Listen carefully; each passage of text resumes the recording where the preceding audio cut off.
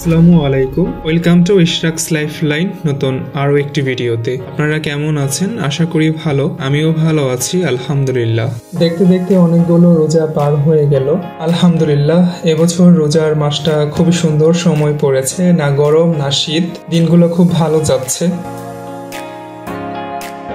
তো আমি আজকে একটু ঢাকায় এসেছি। আমার এক ফ্রেন্ডের আজকে বিয়ে, ইফতারের পর। বিয়ে বলতে জাস্ট একটু আনুষ্ঠানিকতা, ওদের বিয়ে আগেই হয়ে গেছে। তো একটু তাড়াহুড়ার জন্য এখন আমি মেট্রো ইউজ করব, তাই মেট্রোতে যাওয়ার জন্য স্টেশনে আসলাম। মাত্র কয়েক সেকেন্ডের জন্য আমি ট্রেনটা ধরতে পারলাম না, এখন আবার 10 মিনিটের মতো ওয়েট করা লাগবে।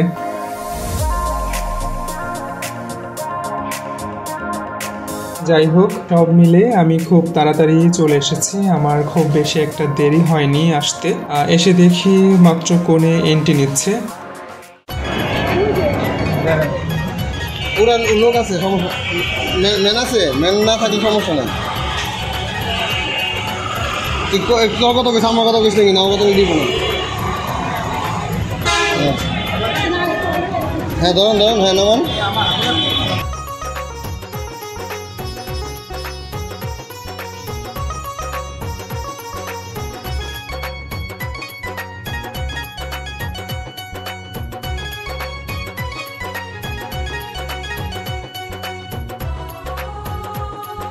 আমি অনেক আগেই চলে আসছি।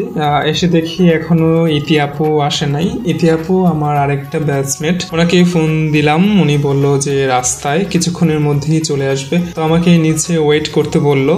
এখন ওনার জন্য আবার ওয়েট করতে হবে।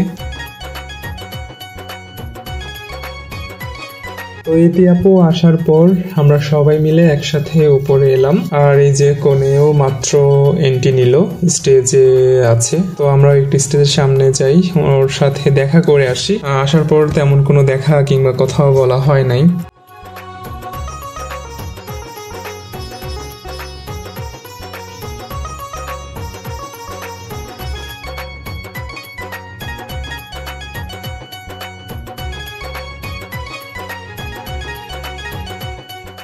আর এদিকে খাবার সার্ভ করে দিয়েছে, অনেকেই খেতে বসে গেছে। আমরা এখনো বসিনি, একটু পরে বসবো।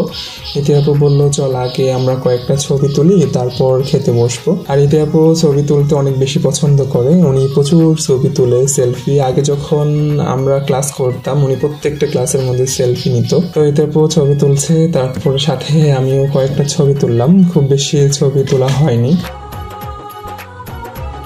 তো আমরা সবাই একসাথে খেতে বসলাম। ইতি আপু, ভাইয়া আর ইতি আপুর এক ছেলে। ইতি আপুর 2 ছেলে, বড় ছেলে আসতে পারেনি, ওর আগামীকাল ইউনিভার্সিটি অ্যাডমিশন টেস্ট আছে। খাবারের মেনুতে ছিল pulao, chicken fry, chicken roast, vegetable, beef রেজালা, সালাদ, বুরহানি, আর ডেজার্ট হিসেবে ছিল জর্দা। খাবারগুলো সবকিছু আমার কাছে ভালো লেগেছে, বিশেষ করে পোলাওটা। আর ঢাকার বিয়েগুলোতে তো দই দেওয়া হয় না গ্রামের মতো। আর সব মিলিয়ে খাবারগুলো আমার কাছে ভালো লেগেছে।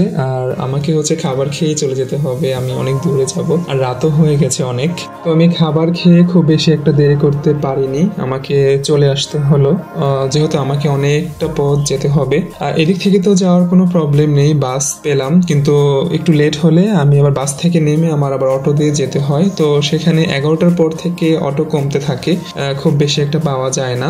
তো এটা ভেবে একটু তাড়াতাড়ি বের হয়ে এলাম।